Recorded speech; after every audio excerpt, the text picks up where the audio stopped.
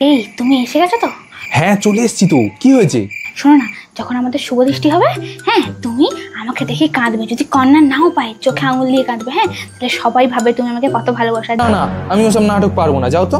যদি তুমি না কাঁদো তাহলে দেখো আমি পরের দিন তোমার সঙ্গে কি করি। চোখে লঙ্কার গুঁড়ো দিয়ে কথা বলে দিলাম। আচ্ছা ঠিক আছে ঠিক আছে, বিয়ের আগে থেকেই টর্চার শুরু করে দিয়েছে, বিয়ের পরে হলে কি হবে জানি না। মালটা কাঁদবে কি ঠিক নেই, কি করি? যদি না কাঁদে ভিডিওতে ভালো করে তো বোঝাই যাবে না যে ও আমাকে কতটা ভালোবাসে, আর আমাকে আদৌ ভালোবাসে কিনা কি জানে।